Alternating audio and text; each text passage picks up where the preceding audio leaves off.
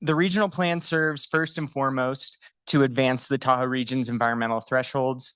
So that's to protect water quality, lake clarity, to preserve our natural environment now and into the future.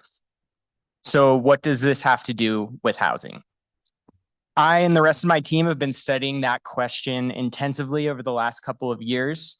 We've directly engaged about 3,000 people in that process, including nearly 700 attending meetings and about 1,300 survey respondents to our surveys, all to develop a set of proposed policy changes that we believe will advance our environmental purpose and make housing more accessible to our workforce.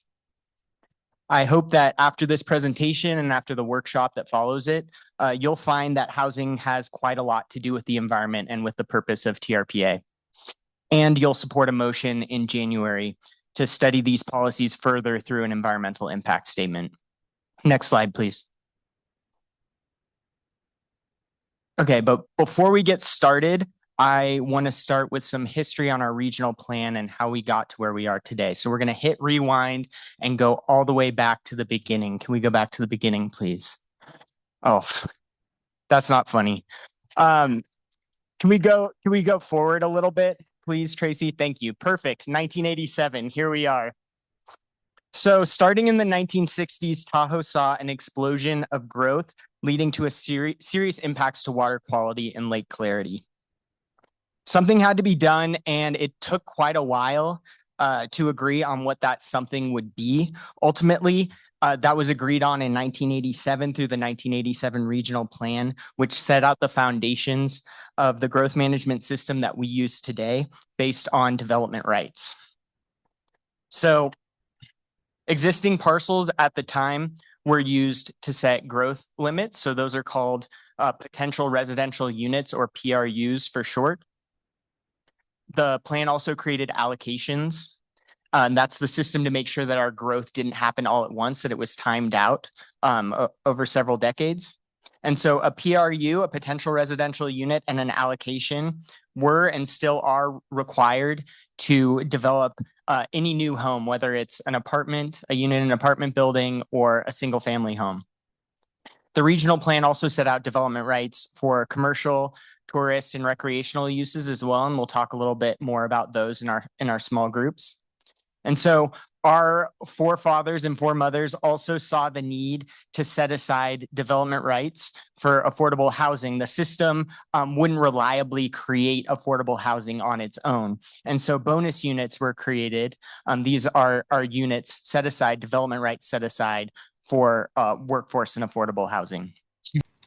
Here's another way to look at potential residential units of use and allocations. PRUs are the how much housing, allocations are the when and how quickly. PRUs are the gas to build more homes, and allocations are the brakes to slow down or speed things up. Yet another way to look at it, simplification, a potential residential unit and an allocation when combined create what we call a residential unit of use. That's a residential development right, and you can build a residential unit in the Tahoe Basin. Next slide, please. Okay, continuing on our time travel journey, fast forward to 2012.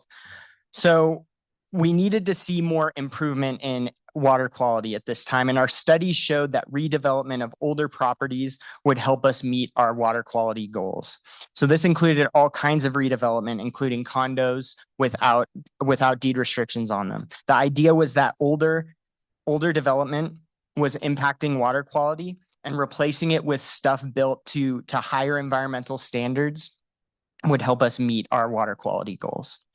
And so this is when we introduced total maximum daily load, or TMDL, as a measure of meeting our water quality goals, which has proven to be an effective tool, and we still use that as a measure today. Next slide.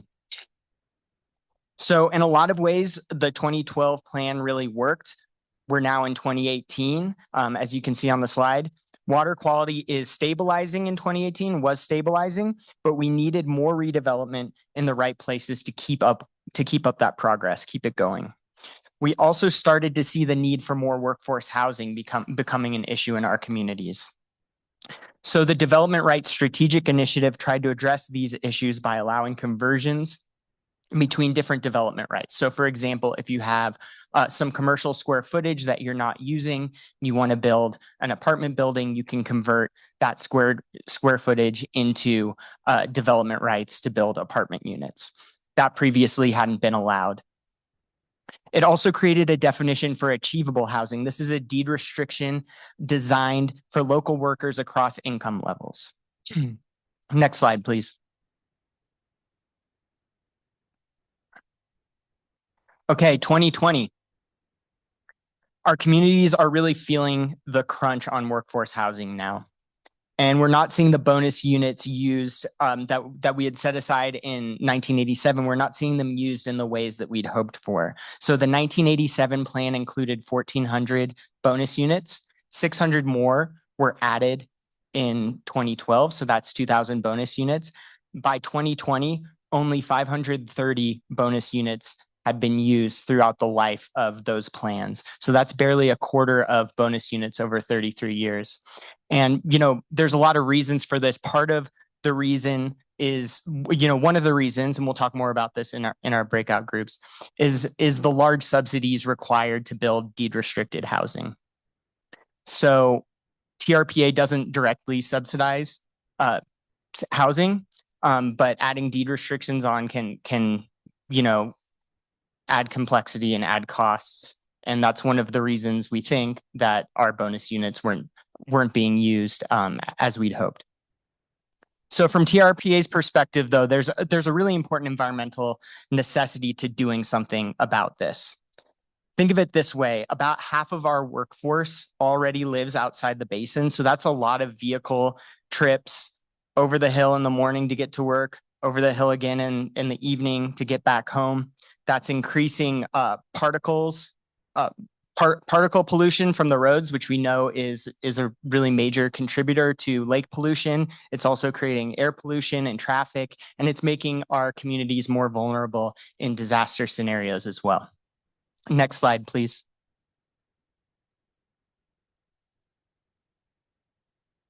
Which is how we got to the Tahoe Living strategic priority. So this is our effort to continue advancing our water quality goals, our environmental mandate, and to also make workforce and affordable housing more accessible to folks in our communities. We started with allowing ADUs and housing converted from motels. We then created incentives for deed restricted housing. And next slide. Oh, back one more. Thanks. And so that brings us to where we are right now today, cultivating community, conserving the basin.